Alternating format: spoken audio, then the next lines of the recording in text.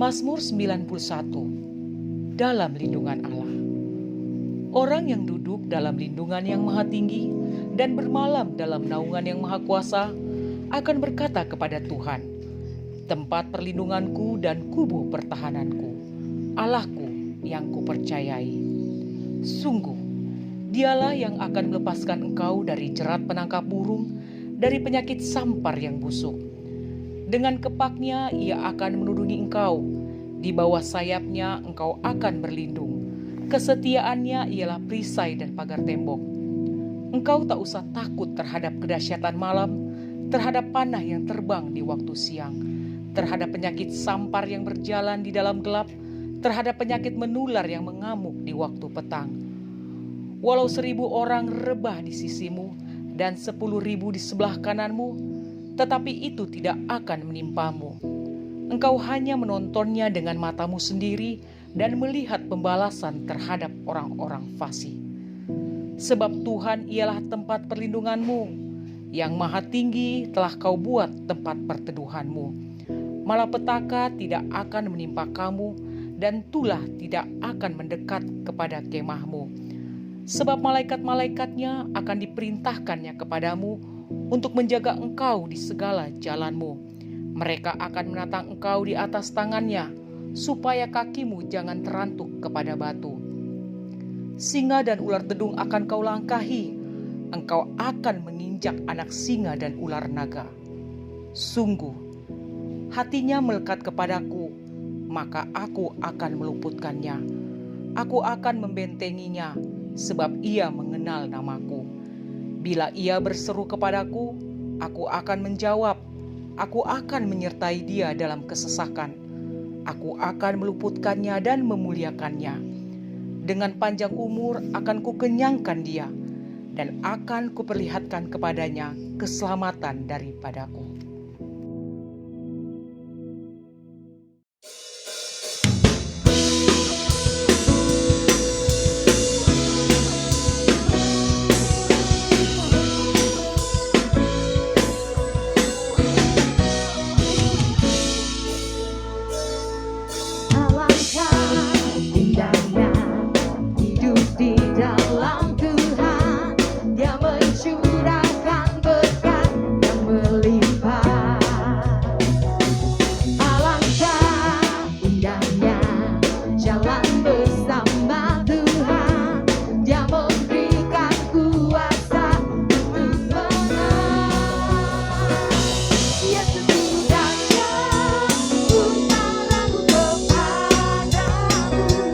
Kau Tuhan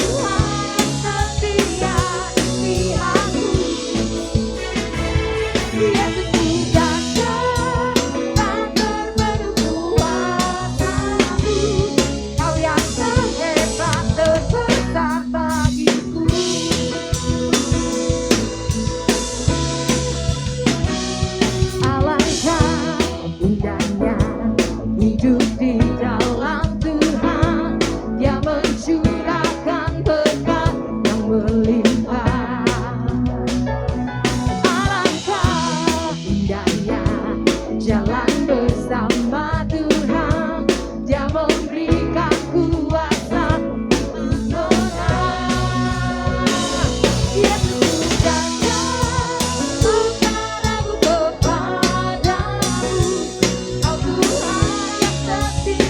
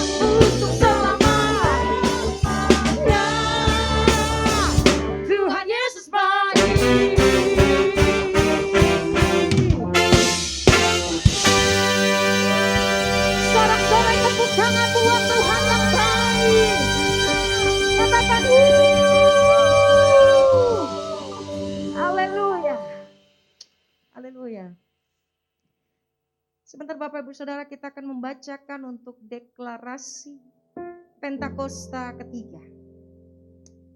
1. Pentakosta ketiga adalah pencurahan Roh Kudus yang dahsyat di zaman ini, melebihi yang terjadi di Azusa Street. 2. Pentakosta ketiga akan mengakibatkan penuaian jiwa yang terbesar dan yang terakhir sebelum Tuhan Yesus datang kembali. 3. Pentakosta ketiga akan membangkitkan generasi Yeremia, yaitu anak-anak muda yang dipenuhi Roh Kudus, cinta mati-matian kepada Tuhan Yesus, tidak kompromi terhadap dosa, dan akan bergerak untuk memenangkan jiwa. 4. Pentakosta ketiga lahir di Indonesia yang bergerak ke bangsa-bangsa. Gerakan ini dari timur ke barat dan akan kembali ke Yerusalem. 5. Pentakosta ketiga akan memberikan kuasa untuk menyelesaikan amanat agung Tuhan Yesus. Dan setelah itu Tuhan Yesus datang kembali.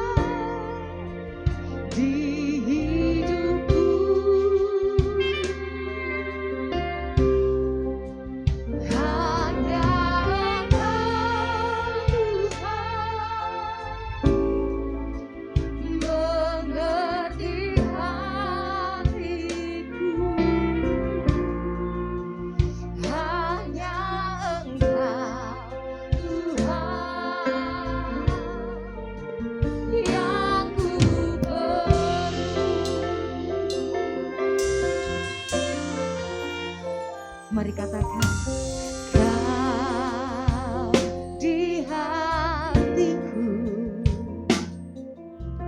Kau di pikiranku, dan bawaku mendekat di mana Kau tinggal.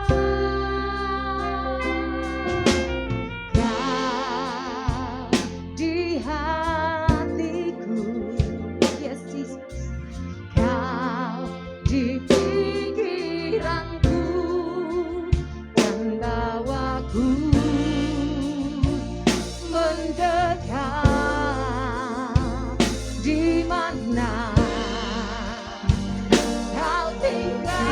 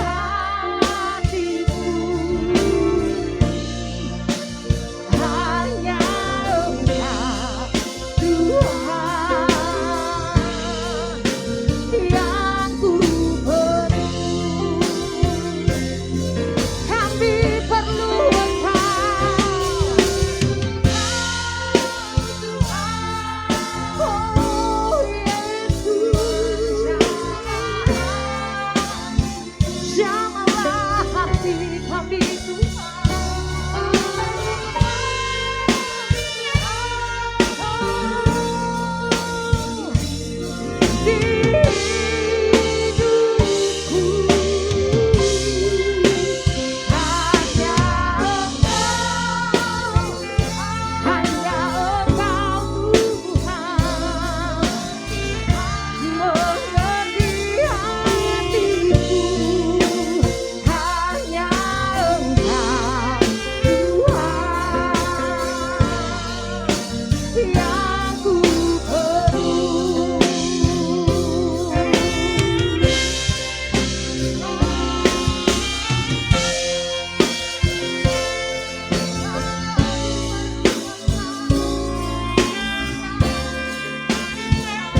saat ini kami datang kepadamu Tuhan.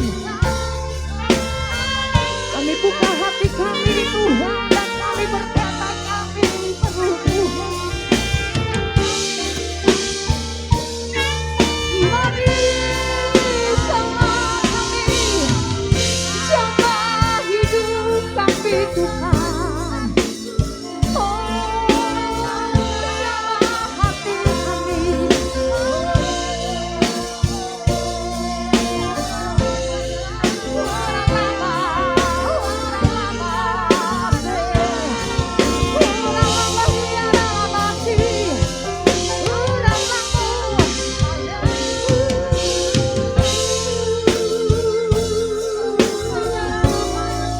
Mari Bapak Ibu Saudara, mari buka hatimu dan sembah Dia.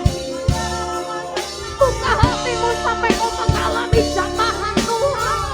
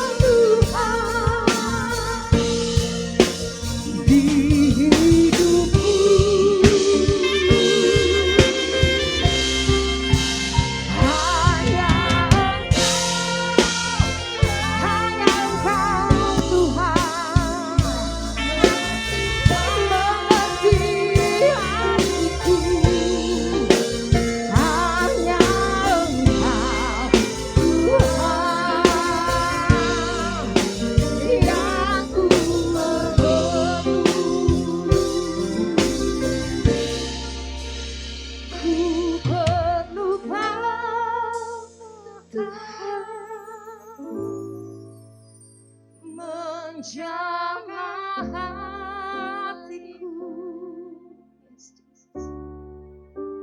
ku perlu Kau Tuhan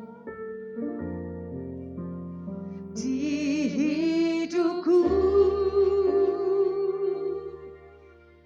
Oh, hanya Engkau Tuhan mengerti hatiku. Hanya Engkau Tuhan yang ku perlu.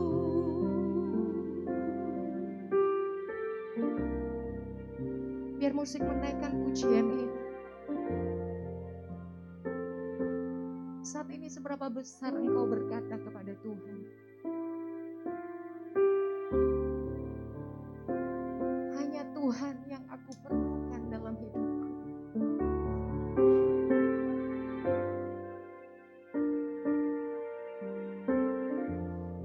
Tuhan, mari jamah hatiku. Hanya Engkau Allah, Engkau Bapa yang mengerti akan setiap isi hati kami itu. Saat ini kami datang kepadamu, kami buka hati kami, kami mau nyatakan kami perlu Tuhan dalam hidup kami. Siapa kami? Lawan kami, Roh Kudus.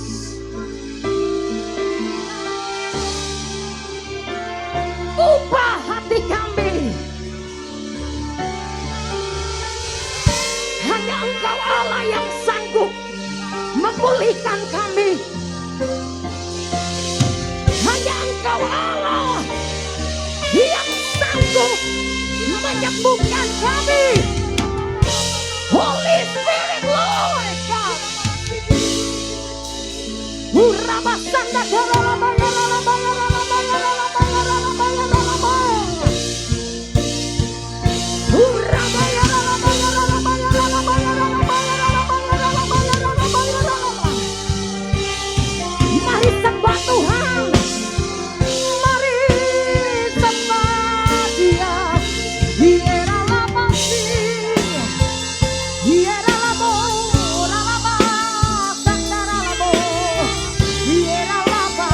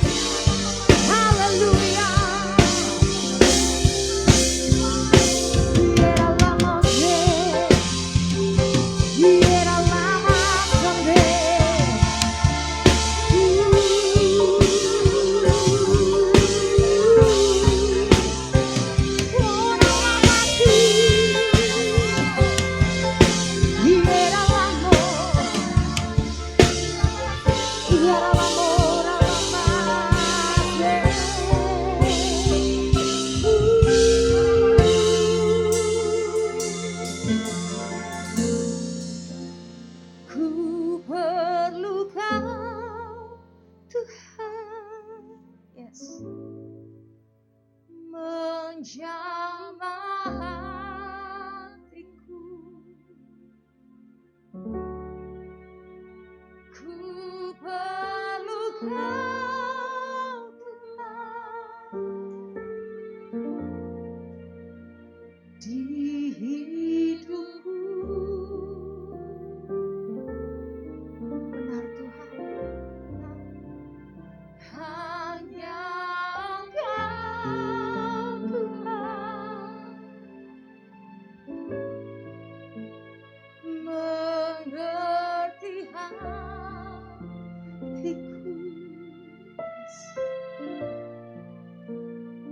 Hanya Engkau Tuhan yang ku perlu.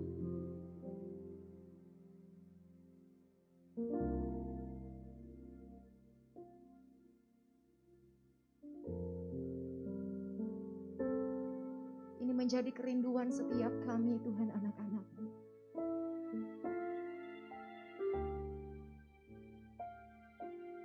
Satu hal yang kami minta Bapa, mari saat ini.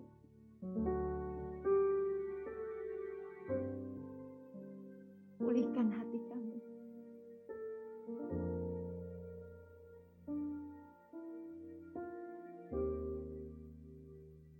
Jamah kami Tuhan.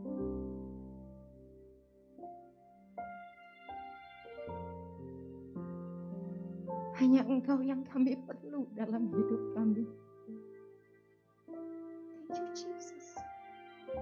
We thank you Lord God. We thank you Holy Spirit. We thank you Jesus. Bawa setiap kami untuk kami terus menikmati hadirat Tuhan. Bawa setiap kami untuk kami mengalami perjumpaan pribadi dengan Engkau Tuhan. Sebab itu yang mengubahkan hidup kami. Itu yang memulihkan hati kami Tuhan. In your presence Lord Jesus. Di dalam hadirat-Mu Tuhan. Kami dipulihkan. Kami disembuhkan. Thank you God. We thank you Lord. We thank you Lord. We thank you God. We thank you Jesus. Terima kasih Tuhan. Terima kasih. Saat ini Tuhan mari berbicara buat kami. Pribadi lepas pribadi Tuhan. Melalui hamba-Mu, melalui firman-Mu.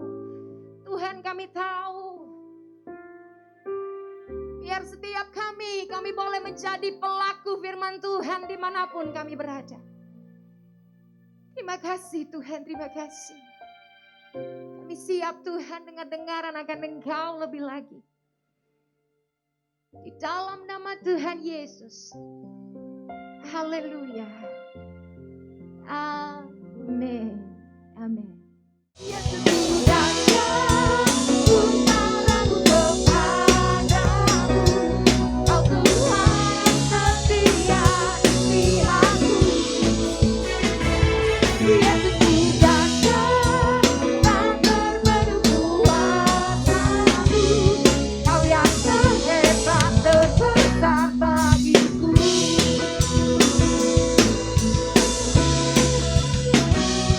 Alangkah indahnya hidup di dalam Tuhan. Dia mencurahkan berkat yang melimpah. Alangkah indahnya jalan bersama Tuhan. Dia memberikan kuasa untuk menang. Yesus datang, utaraku kepadamu. Kau Tuhan yang setia di aku.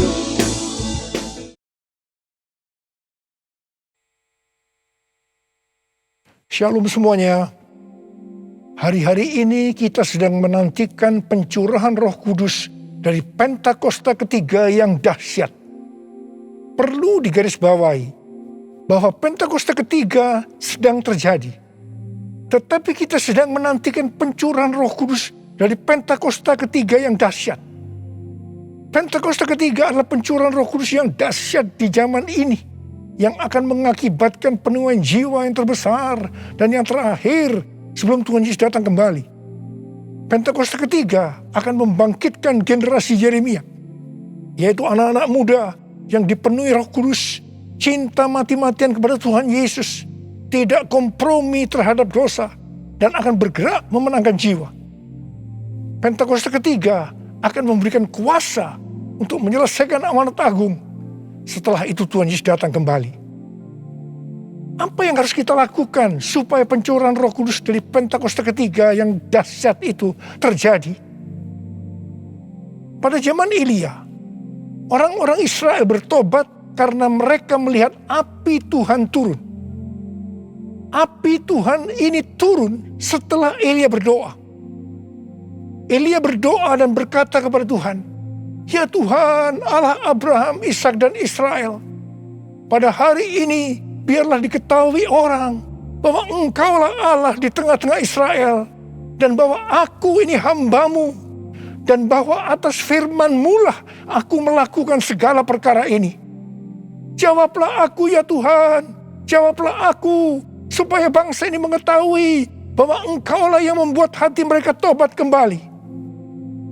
Apa yang terjadi setelah Elia berdoa? Lalu turunlah api Tuhan, membakar habis korban bakaran, kayu api, batu dan tanah itu. Bahkan air yang dalam parit habis dijilatnya. Ketika seluruh rakyat melihat kejadian itu, sujudlah mereka serta berkata, "Tuhan, Dialah Allah. Tuhan, Dialah Allah." Jadi, kalau kita mau melihat api Roh Kudus dari Pentakosta ketiga dicurahkan dengan dahsyatnya, seperti yang dilakukan Elia dengan berdoa, maka kita, gereja Tuhan, harus berdoa, memuji, dan menyembah Tuhan dalam unity siang dan malam. Hal ini juga seperti yang dilakukan oleh murid-murid Tuhan Yesus waktu menantikan pencurahan Roh Kudus di kamar loteng, yang kita sebutkan sebagai Pentakosta pertama.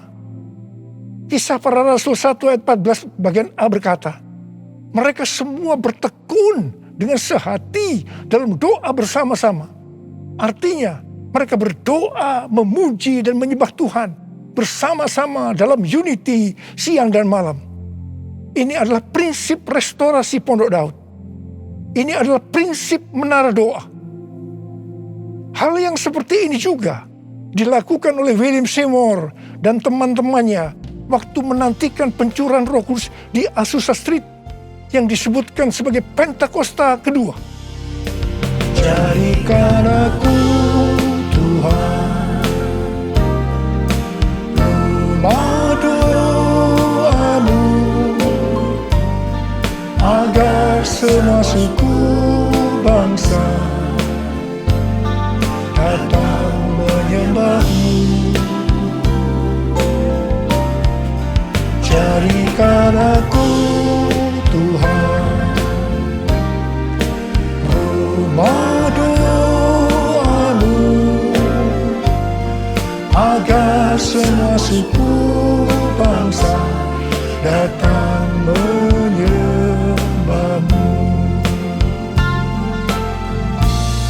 Agar semua suku bangsa datang menyembah-Mu.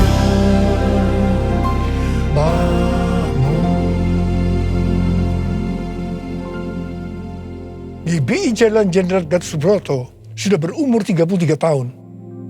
DNA gerejanya adalah restorasi Pondok Daud yang didefinisikan sebagai prajurit-prajurit Tuhan yang gagah perkasa, yang mempunyai gaya hidup berdoa, memuji dan menyembah Tuhan dalam unity siang dan malam, dan melakukan kehendak Tuhan pada zaman ini.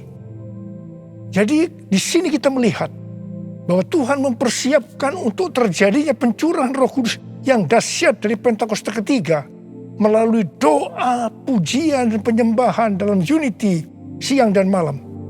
Ini berbicara juga tentang menara doa. Kitab Wahyu pasal 5 berbicara tentang keadaan di sorga. Ketika anak domba, yaitu Tuhan Yesus, mengambil gulungan kitab yang ditulisi sebelah dalam dan luarnya, dan dimeteraikan dengan 7 meterai dari tangan Dia yang duduk di atas tahta itu. Karena hanya Tuhan Yesus saja yang bisa membuka gulungan kitab itu dan membuka materainya. Maka tersungkurlah keempat makhluk dan ke-24 tua-tua itu di hadapan Tuhan Yesus. Ke-24 tua-tua itu masing-masing memegang satu kecapi dan satu cawan emas yang penuh dengan kemenyan. Itulah doa orang-orang kudus. Ketika mereka menyanyikan nyanyian baru, yaitu nyanyian yang memuliakan Tuhan Yesus, apa yang terjadi?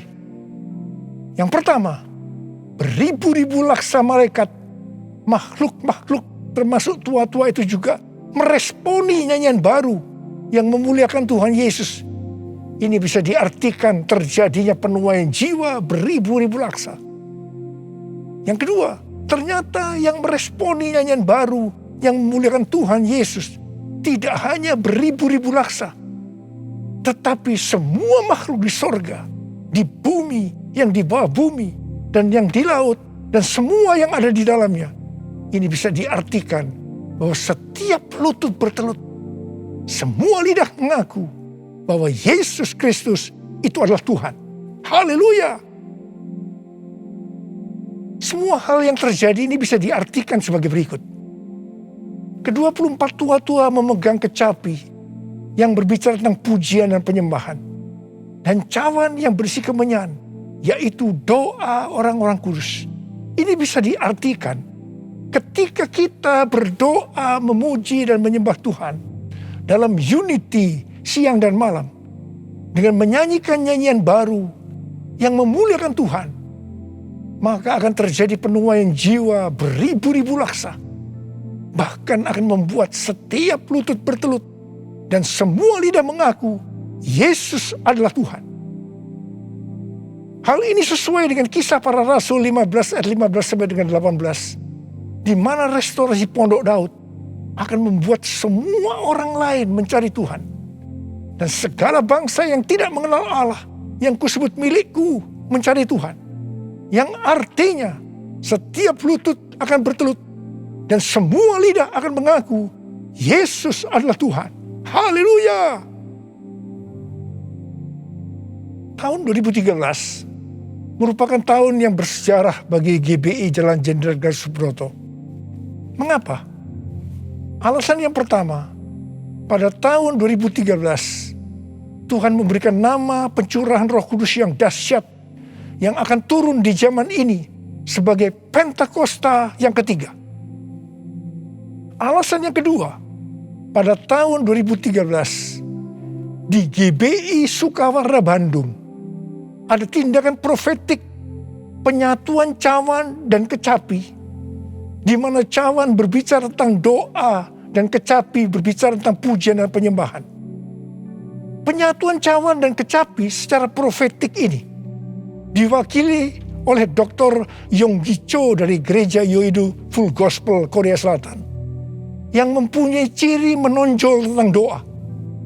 Dan saya dari GBI Jalan Jenderal Gatot Subroto yang mempunyai ciri menonjol dalam pujian dan penyembahan.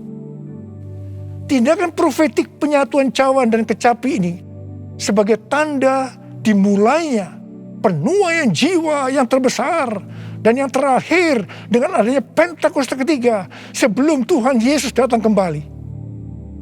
Salah satu wujud dari tindakan penyatuan secara profetik cawan dan kecapi ini adalah pada tahun 2014 Hansai University memberikan gelar doktor kehormatan Dr. Honoris Causa di bidang teologi kepada saya. Meskipun Dr. Yonggi Cho dan istrinya Dr. Kim sudah dipanggil Tuhan, saya percaya penyatuan secara profetik cawan dan kecapi ini tidak dapat dibatalkan. Hosana, Hosana di tempat yang tinggi. Hosana, Hosana di hati yang suci. Hosana, Hosana, Hosana in the highest. Hosana, Hosana, Hosana in the highest. Hosana in the highest. Hosana in the highest.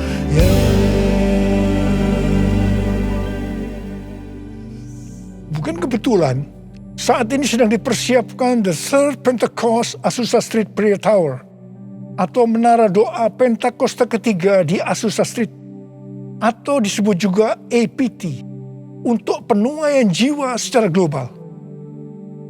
APT ini dimulai secara virtual sejak tanggal 15 April 2021. Tanggal ini sesuai dengan peristiwa 115 tahun yang lalu, yaitu pada tanggal 15 April 1906 waktu Indonesia, atau tanggal 14 April waktu Amerika, yaitu dimulainya kebaktian kebangunan rohani yang dahsyat di sebuah gedung tua di Azusa Street yang dipimpin oleh William Seymour. Kebangunan rohani ini mengakibatkan terjadinya gerakan Pentakosta dan karismatik. Gedung APT yang sekarang sedang diurus izinnya adalah tempat yang sama dengan gedung tua yang dipakai pada tahun 1906. Ini bukan suatu kebetulan, tapi jelas rencana Tuhan yang dahsyat untuk Amerika dan dunia. Perlu dicatat, Amerika adalah salah satu ladang misi terbesar dan terpenting di dunia, dan berpengaruh terhadap negara-negara lain, termasuk Indonesia. Karena itu bukan kebetulan kalau Tuhan memberikan APT ini. Kalau saat ini kita melihat kekristenan di Amerika, itu merupakan sesuatu yang mengagetkan.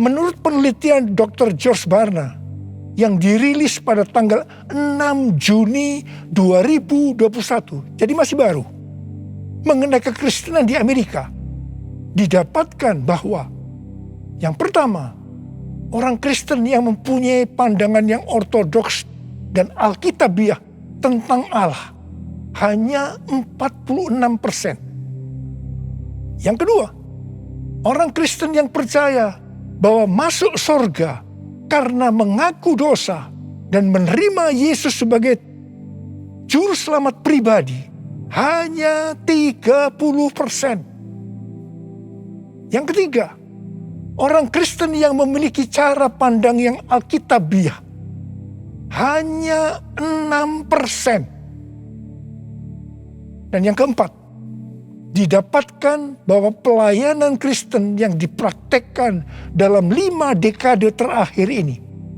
tidak akan efektif untuk generasi anak-anak muda yang disebutkan sebagai generasi yang berbeda, di mana mereka tidak peduli terhadap bangsa, dalam hal ini Amerika, meragukan sejarah dan fondasi bangsa.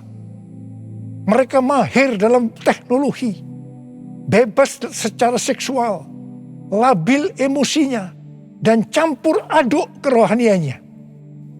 Kalau melihat data-data ini, jelas tanpa pencurahan Roh Kudus dari Pentakosta ketiga yang dahsyat, tidak mungkin bisa memperbaiki keadaan kekristenan ini. Michael L. Brown, penulis buku yang mengungkapkan bahaya ajaran hypergrace, akan menerbitkan buku pada tanggal 19 Oktober 2021 yang akan datang dengan judul Revival or We Die. A Great Awakening is our only hope. Kebangkitan atau kita mati. Kebangunan besar adalah harapan kita satu-satunya. Kesimpulan dari buku ini adalah sebagai berikut. Amerika di ambang kehancuran. Harapan satu-satunya adalah lawatan kuasa dan hadirat Allah untuk menyelamatkan bangsa. Maka gereja di Amerika yang pertama harus menemukan kembali firman Allah yang terhilang. Yang kedua, memulihkan takut akan Tuhan. Ketiga, menyalakan kembali api kasih mula-mula. Dan yang keempat, mengobarkan kembali rasa lapar akan roh Allah. Kalau melihat ini, jelas Amerika membutuhkan lawatan Roh Kudus yang dahsyat dari Pentakosta ketiga. Karena itu Tuhan memberikan EPT, menara doa Pentakosta ketiga di Azusa Street. Hosana bagimu di tempat yang maha tinggi. Hosana bagimu Yesus di tahta maha kudus. Ku memujimu selalu, ku sembah kau selamanya. Sungguh Yesus, ku cinta padamu. Hosana bagimu di tempat yang maha tinggi. Hosana bagimu Yesus di tahta maha kudus. Ku memujimu selalu, ku sembah kau selamanya. Sungguh Yesus, ku cinta padamu. Sungguh Yesus, ku cinta padamu. Sungguh Yesus, ku cinta padamu.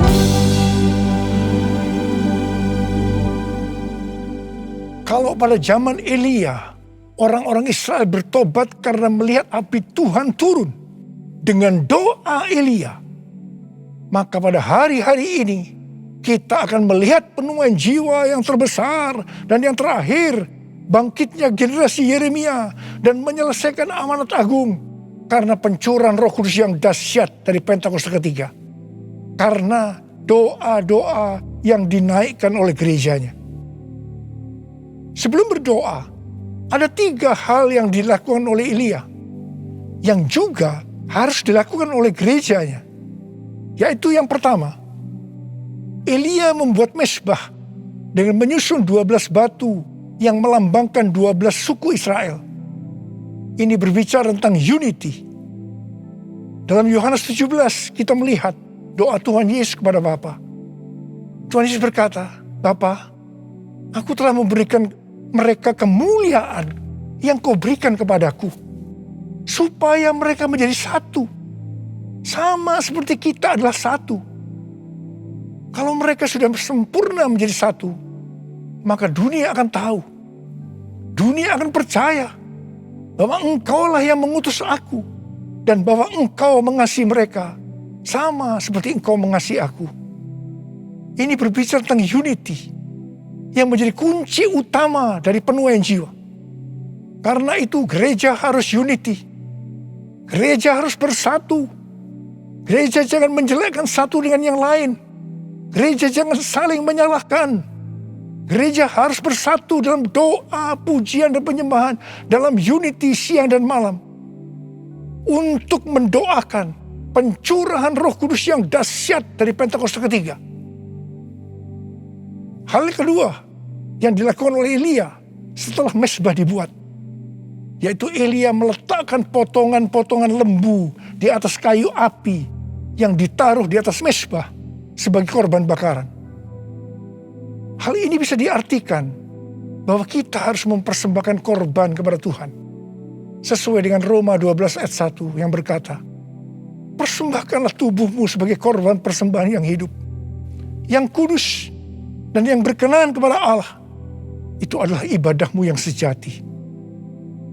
Kita yang dimeteraikan oleh Roh Kudus, karena kita bertobat dan percaya kepada Tuhan Yesus sebagai Tuhan dan Juru Selamat pribadi, adalah milik Tuhan Yesus.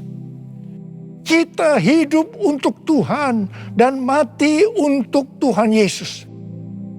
Jadi baik hidup maupun mati, kita adalah milik Tuhan, bukan milik kita sendiri.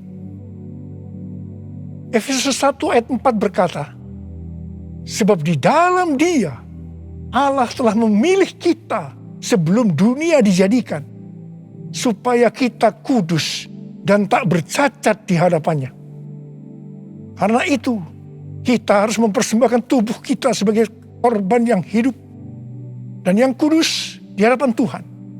Itu artinya kita perlu mematikan perbuatan daging dan hidup dipimpin oleh Roh Kudus, supaya kita bisa hidup kudus dan berkenan kepada Tuhan.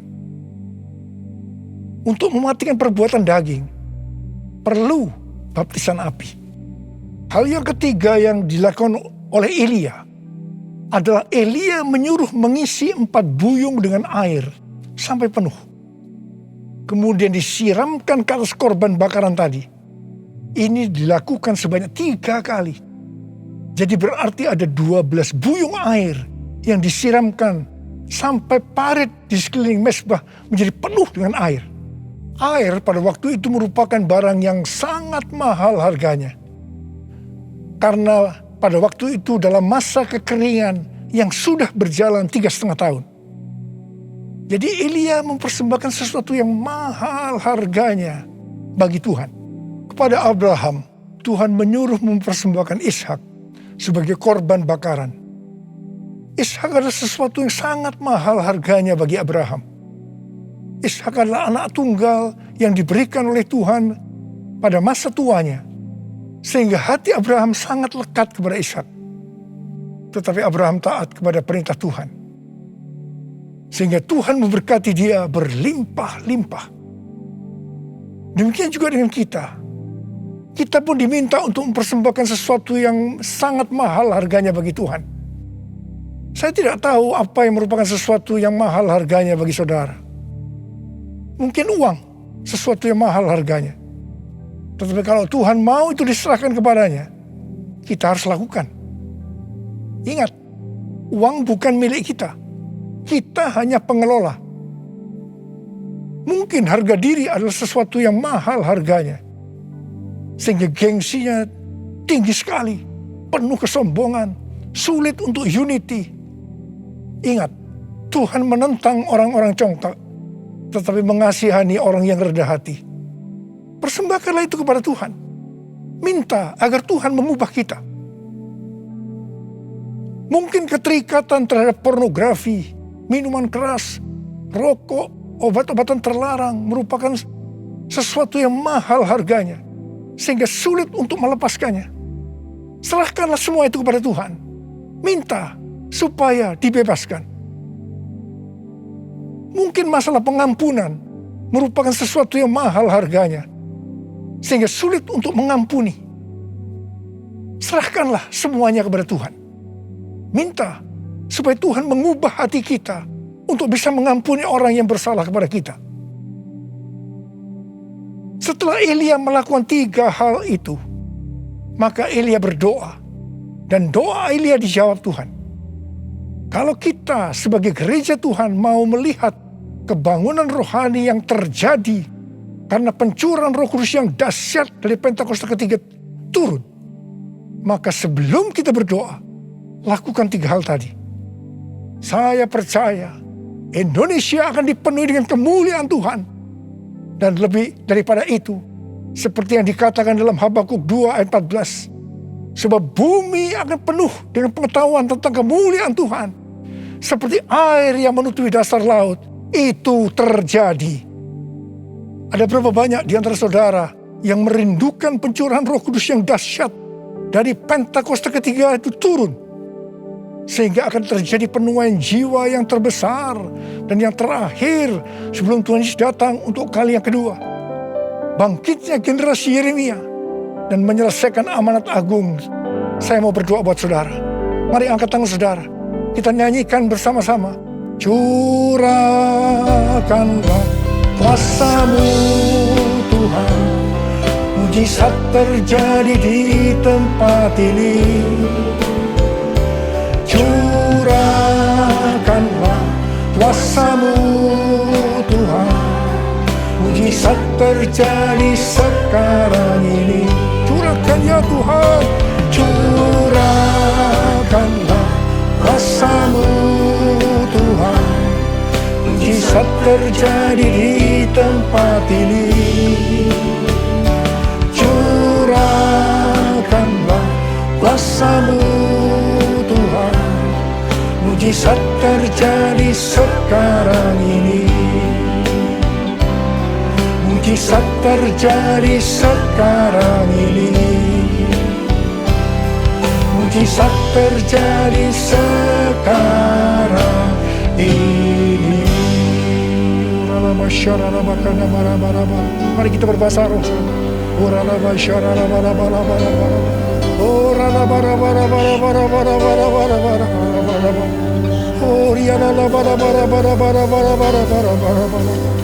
Tuhan, Kau melihat tangan-tangan yang terangkat, anak-anak-Mu yang merindukan turunnya Pentakosta ketiga.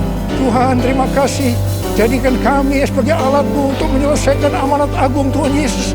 Urapi kami semua ya Tuhan. Urapi kami semua Tuhan. Pengurapan Tuhan turun ke atas kita semua. Terima.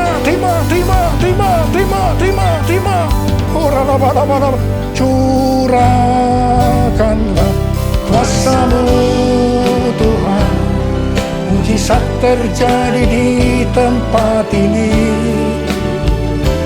Curahkanlah kuasa-Mu Tuhan, mujizat terjadi sekarang ini. Mujizat terjadi sekarang ini.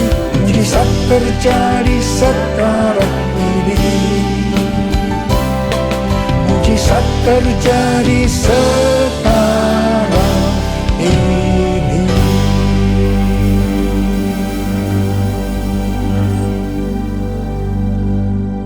Mari saudara-saudara, kita akan masuk dalam perjamuan kudus.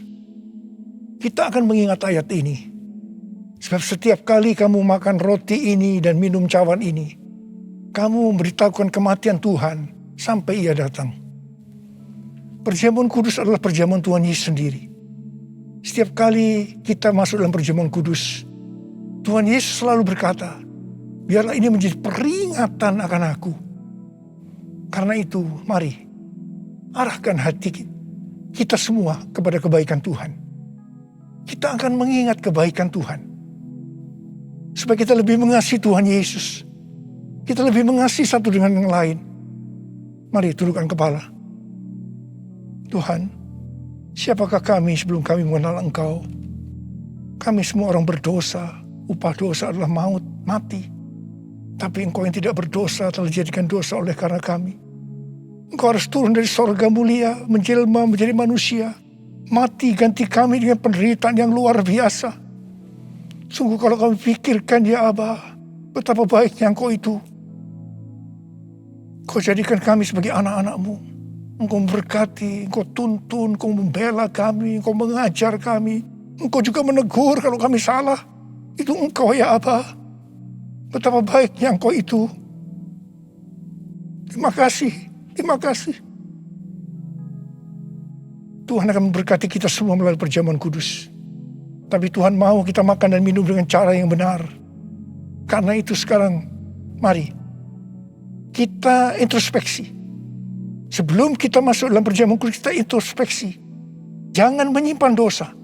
Kalau Tuhan ingatkan saat ini tentang dosa yang harus kita selesaikan, langsung minta ampun. Mari kita minta ampun. Ampuni saya Tuhan. Katakan. Ampuni saya Tuhan, ampuni saya. Ampuni Tuhan, ampuni kami semua Tuhan. Ya Tuhan, Kau sedang melihat anak-anak-Mu yang sedang meminta ampun padamu. Layakkan kami untuk masuk dalam perjamuan kudus. Kami akan masuk dalam perjamuan kudus dengan hati yang penuh ucapan syukur. Dalam nama Yesus kami berdoa. Amin. Mari. Sekarang kita angkat roti di tangan kanan kita tinggi-tinggi. Sebab apa yang telah kuteruskan kepadamu telah aku terima dari Tuhan. Yaitu bahwa Tuhan Yesus pada malam waktu Ia diserahkan mengambil roti. Dan sesudah itu Ia mengucap syukur atasnya. Ia memecah-mecahkannya dan berkata, inilah tubuhku yang diserahkan bagi kamu. Perbuatlah ini menjadi peringatan akan aku.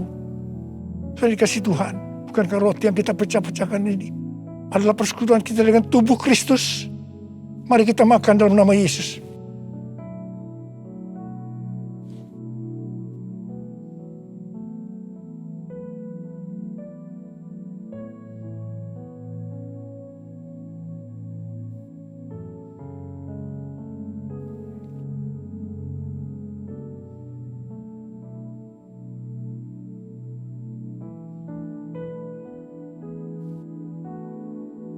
angkat cawan di tangan kanan kita tinggi-tinggi.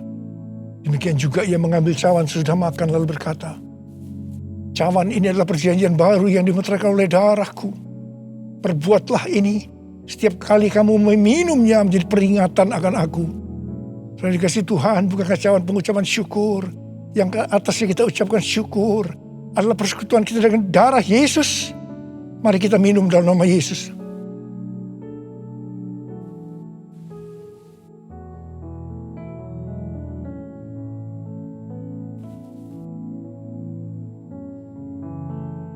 Mari kita angkat tangan kita, ucapkan syukur dengan suara. Jangan diam. Tuhan, terima kasih. Terima kasih ya Tuhan. Terima kasih ya Tuhan. Terima kasih. Kami bersyukur ya Tuhan. Kami bersyukur ya Tuhan. Terima kasih Tuhan. Kalau ada anak-anakmu yang sedang sakit, Engkau menyembuhkan mereka saat ini. Sembuh dalam nama Yesus, sembuh dalam nama Yesus. Mujizat terjadi dalam hidupmu saat ini. Oh Rarabasyikara lama-lama Engkau tolong mereka ya Tuhan, yang membutuhkan pertolongan Tuhan. Ya, Engkau melihat saat ini anak-anakmu ya Tuhan. Oh Tuhan, terima kasih buat semuanya. Terima kasih. Terima kasih buat semuanya ya Tuhan. Terima kasih Yesusku, terima kasih Yesusku. Puji syukur hanya bagi Tuhanku. Terima kasih Yesusku, terima kasih Yesusku. Puji syukur hanya bagi Tuhanku. Terima kasih Tuhan. Terima kasih Yesusku, terima kasih Yesusku. Puji syukur hanya bagi Tuhanku. Terima kasih Yesusku, terima kasih Yesusku. Puji syukur hanya bagi Tuhanku. Puji syukur hanya bagi Tuhanku. Puji syukur hanya bagi Tuhanku.